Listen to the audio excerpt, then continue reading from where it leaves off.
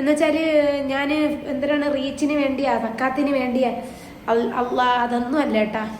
ഞാനും എൻ്റെ മക്കളും അന്നും ഇന്നും ഒറ്റയ്ക്ക് തന്നെയാണ്. എല്ലാ അവിഹിതം കേൾക്കാതിരിക്കാൻ വേണ്ടി ഒരു കൂട്ടെടുത്തത് ഇതായിപ്പോൾ ഇങ്ങനെയായി.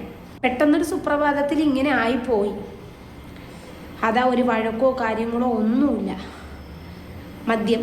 അതാണ് ഞാൻ. ഒരു വാപ്പ ഇല്ലെങ്കിലും ഒരു കുഞ്ഞ് വളരില്ലേ. ഇപ്പം ഷാൻ്റെ കുഞ്ഞാണ് എന്നെല്ലാവർക്കും അറിയാം. അപ്പോൾ നജ്ല ഷാൻ ഇതിന് മുന്നേ നമ്മളൊരു വീഡിയോ ചെയ്തതാണ്. വീണ്ടും ഒരു ഉഡായ്പ് വീഡിയോ ആയിട്ട് അവർ രംഗത്ത് വന്നിരിക്കുകയാണ്. അവരുടെ മെയിൻ കണ്ടന്റ് എന്ന് പറയുന്നത് ഇത് തന്നെയാണ്, ഉഡായ്പ് എന്ന് ഞാൻ പ്രത്യേകം പറയാനുള്ള കാരണം, ഇതിൻ്റെ മുന്നേ തന്നെ അവർ വീഡിയോ ഇട്ടിരുന്നു. എനിക്കാരുമില്ലാതായി, ഞാൻ ഒറ്റക്കായി എന്നെല്ലാം പറഞ്ഞ് വീഡിയോ ഇട്ടു. അദ്ദേഹത്തിൻ്റെ ഭർത്താവായ ഷാൻ അവരെ ഉപേക്ഷിച്ച് പോയി എന്ന മട്ടിലായിരുന്നു ആ വീഡിയോ അവർ അന്ന് ചെയ്തിരുന്നത്. അതിന് 2 ദിവസം കഴിഞ്ഞിട്ട് തന്നെ അവർ തിരിച്ചു വന്നു എന്ന് പറഞ്ഞ് മറ്റൊരു ടൈറ്റിലുമായിട്ട് വന്നു. അങ്ങനെ ഉഡായ്പുമായിട്ട് ഇങ്ങനെ യൂട്യൂബ് അടക്കി വായുന്ന ഒരാളാണ് നമ്മുടെ ഷാഹിദ ഷാജിക്ക് ശേഷം ഈ നജ്ല ഷാൻ എന്ന് പറയുന്ന ആൾ. ഇവരെ മനസ്സിലായിട്ടില്ല എങ്കിൽ ഞാൻ നിങ്ങൾക്കൊരു ആമുഖമായിട്ടൊന്ന് പരിചയപ്പെടുത്തി തരാം. കാരണം ഇവരുടെ ചാനലിൻ്റെ പേര് മഷൂറ ഫാത്തിമ എന്നോ മറ്റോ ആയിരുന്നു. അതിനുശേഷമാണ് നമ്മുടെ ഷാൻ എന്ന് പറയുന്ന ആൾ ഇവരുടെ ജീവിതത്തിലേക്ക് കടന്നു വരുന്നത്. അങ്ങനെ പെട്ടെന്നൊന്നും കടന്നു വന്നതല്ല. ഷാൻ അവരുടെ ബെഡ്റൂമിൽ വെച്ച് ഉമ്മ പിടിക്കപ്പെടുന്നു. അതിനുശേഷം അവിടുന്ന് വീട്ടിൽ നിന്ന് അടിച്ച് പുറത്താക്കുന്നു. അതിനുശേഷം ഇവർ ഒളിച്ചോടുകയായിരുന്നു. അതിനുശേഷം സ്റ്റേഷനിൽ വെച്ചിട്ടാണ് പോലീസുകാർ ഈ നജ്ല ഷാൻ്റെ കൂടെ വിടാൻ ഉത്തരവ് ഇറക്കുന്നതും അതിനുശേഷമാണ് അവർ നിക്കാഹ് കഴിച്ച് ഒപ്പരം ജീവിക്കുന്നതും എന്നുള്ളത് എല്ലാവർക്കും അറിയുന്ന ഒരു കാര്യമാണ് എന്ന് ഞാൻ വിശ്വസിക്കുകയാണ്. എന്നാൽ ഇവരുടെ ജീവിതം തുടങ്ങിയത് മുതൽ ഇവരുടെ വീട്ടിൽ പോയതിനു ശേഷം ലൈവ് ഇടുക എന്നത് തന്നെയായിരുന്നു നജ്ലയുടെ മെയിൻ ഒരു പരിപാടി. അതിലെല്ലാം തന്നെ സ്വന്തം ഉമ്മയെയും അതുപോലെ തന്നെ കുടുംബക്കാരെയും എല്ലാം പറ്റി വളരെ മോശമായ അഭിപ്രായമായിരുന്നു നജ്ല ആ വീഡിയോയിലെല്ലാം തന്നെ പങ്കുവച്ചിരുന്നത്. എന്നാൽ ഇപ്പോൾ അവർ പറയുന്നത് അവരുടെ ഭർത്താവിനെ കുറ്റം പറഞ്ഞിട്ടാണ് പുതിയ വീഡിയോവുമായിട്ട് വന്നിരിക്കുന്നത്. അതുകൊണ്ട് തന്നെയാണ് ഞാൻ പറഞ്ഞത് ഉഡായിപ്പാണ് എന്ന്. കാരണം 5ാമത്തെ പ്രാവശ്യവും നമ്മുടെ നജ്ല ഇപ്പോൾ ഗർഭിണിയാണ്, 3 മാസം പ്രഗ്നൻ്റ് ആണ്. തീർച്ചയായിട്ടും ഭർത്താവ് അവരെ ഉപേക്ഷിച്ചു പോയി. അതിനൊന്നും ഞാൻ തളരുകയില്ല എന്നും ഒറ്റയ്ക്ക് ജീവിക്കുമെന്നും ഇനി എൻ്റെ ജീവിതത്തിൽ മറ്റൊരു കല്യാണമൊന്നുമില്ല എന്നൊക്കെ പറഞ്ഞിട്ടാണ് നജ്ല വന്നിരിക്കുന്നത്. എന്താണ് നജ്ലക്ക് പറയാനുള്ളത് നമുക്ക് കേൾക്കാം. അതിന് മുന്നേ ആദ്യമായിട്ടാണ് ഞങ്ങൾ ചാനൽ കാണുന്നതെങ്കിൽ ദയവായി സപ്പോർട്ട് ചെയ്യാൻ വെച്ചാൽ ഒന്ന് സബ്സ്ക്രൈബ് ചെയ്ത് ഒരു ഹൈപ്പ് കൂടെ നൽകിയ ശേഷം കാണാൻ വേണ്ടി ശ്രമിക്കുക. പോവാം വീഡിയോയിൽ. പിന്നെ എന്താണ്, ഒരു ഹയറായ ഒരു തീരുമാനമാവാൻ വേണ്ടി ദുആ ചെയ്യണം. പിന്നെ എന്തൊക്കെയോ കമൻറ്റുകൾ വന്നിട്ടുണ്ട്. എന്നുവെച്ചാൽ ഞാൻ എന്തിനാണ് റീച്ചിന് വേണ്ടിയാ സക്കാത്തിന് വേണ്ടിയാ അള്ളാ അതൊന്നും അല്ല കേട്ടാ.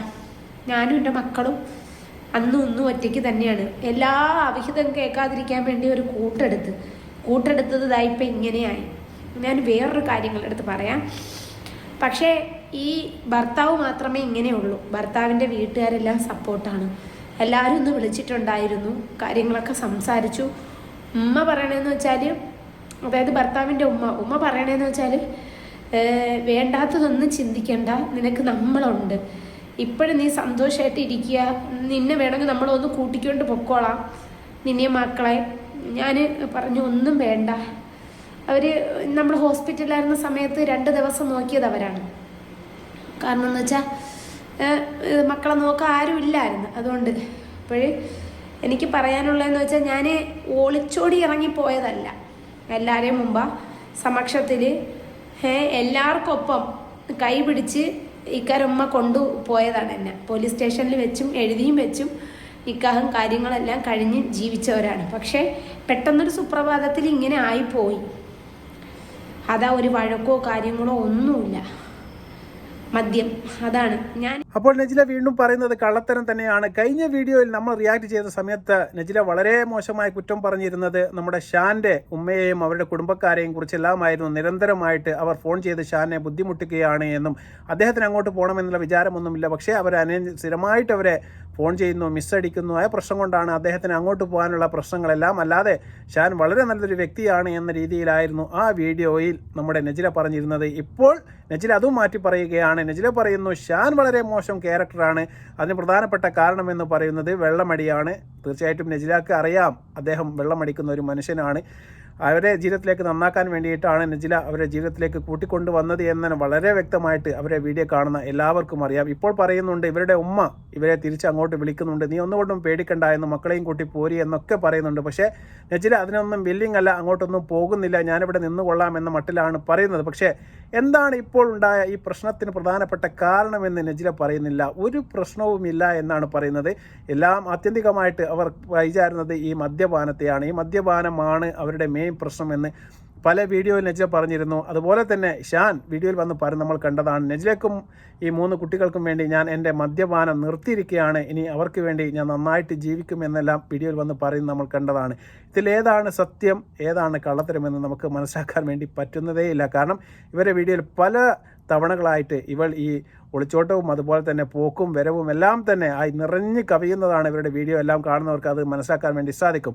ഇനി അടുത്തൊരു കാര്യം കൂടി ഈ നജില പറയുന്നുണ്ട്, നമുക്കത് കേൾക്കാം. മക്കൾക്ക് ഒരു ഉപ്പാരൊരു സ്നേഹം കരുതലെല്ലാം കിട്ടിക്കണം. എന്തുകൊണ്ട് പെട്ടെന്ന് താറുമാറായി എന്ന് ചോദിച്ചാൽ എനിക്കറിയില്ല.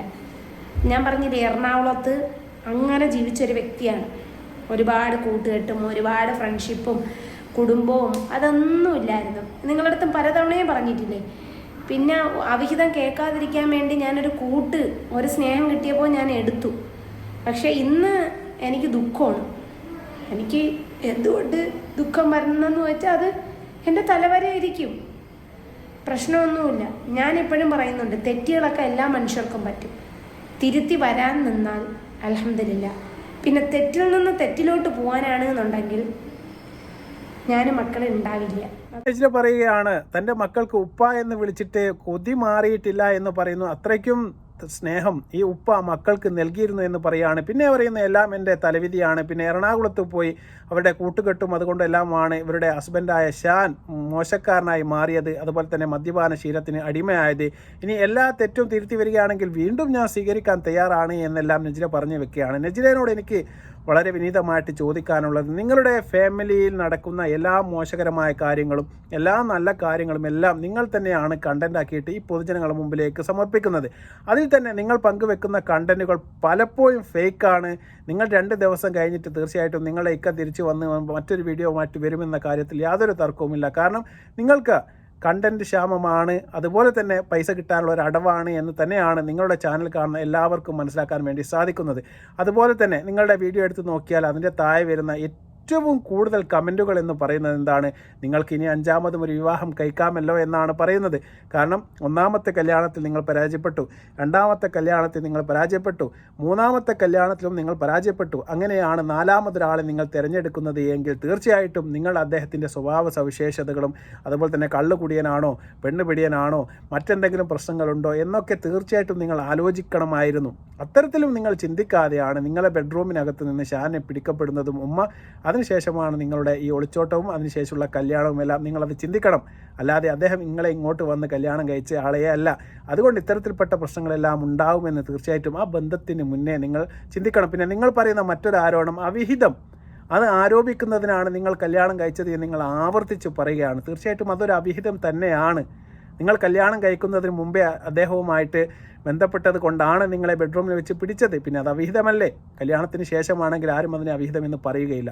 പിന്നെ ബാക്കി കുറച്ച് കാര്യങ്ങൾ കൂടി നജില പറയുന്നു, നമുക്കതുകൂടി കേൾക്കാം. 3 കൊപ്പം തന്നെ 4.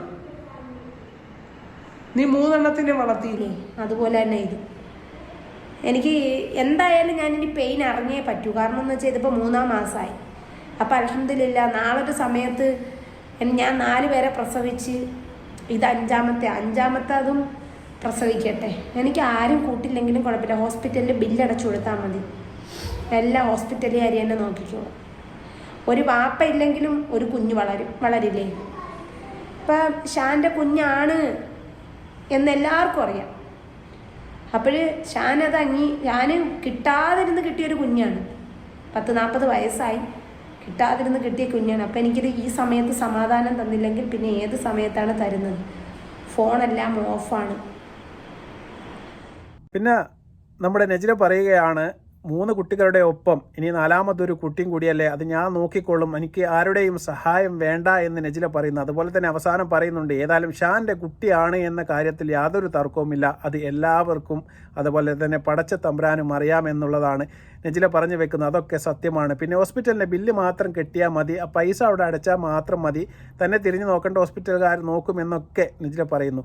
എന്താണ് നെജിലയുടെ ശരിക്കുമുള്ള പ്രശ്നമെന്ന് തീർച്ചയായിട്ടും ഈ വീഡിയോ കാണുന്ന സമയത്ത് നിങ്ങൾക്ക് മനസ്സിലാക്കാൻ വേണ്ടി സാധിക്കും. ഇതെല്ലാം ഉടായ്പാണ്, ഇതൊന്നും ഒറിജിനൽ അല്ല എന്ന് തീർച്ചയായിട്ടും എൻ്റെ ഈ വർത്തമാനം ശരിയാണ് എന്നുള്ളത് ഏകദേശം ഒരാഴ്ച പിന്നിടുന്ന സമയത്ത് വളരെ വ്യക്തമായിട്ട് നിങ്ങൾക്ക് മനസ്സിലാക്കാൻ വേണ്ടി സാധിക്കും. അതുപോലെ തന്നെ ഇവരുടെ പ്രേക്ഷകരാരെങ്കിലും ഈ വീഡിയോ കാണുന്നുണ്ട് എങ്കിൽ തീർച്ചയായിട്ടും ഞാൻ ആ സ്ത്രീ ഒരിക്കലും കുറ്റപ്പെടുത്തുന്നില്ല. കാരണം ആ സ്ത്രീ 3 മാസം ഒരു ഗർഭിണിയായ ഒരു സ്ത്രീയാണ്. തീർച്ചയായിട്ടും സ്നേഹവും അതുപോലെ തന്നെ എല്ലാം കിട്ടേണ്ട ഒരു സമയത്താണ് അദ്ദേഹം ഒഴിവാക്കി പോയത് എന്നുണ്ടെങ്കിൽ വീണ്ടും ഞാൻ അവരെ സ്വീകരിക്കുമെന്നും അവർ തെറ്റുതിരുത്തി തിരിച്ചു വരണമെന്നൊക്കെ ഈ നെജില പറയുമ്പോൾ തീർച്ചയായിട്ടും അവർ തമ്മിലുള്ള ഒരു അഡ്ജസ്റ്റ്മെൻ്റ് ആണ് എന്നും ഈ പറയുന്നത് സത്യമല്ല എന്ന് തീർച്ചയായിട്ടും കേൾക്കുന്ന നിങ്ങൾക്ക് 100% മനസ്സിലാക്കി വെക്കാൻ വേണ്ടി സാധിക്കും.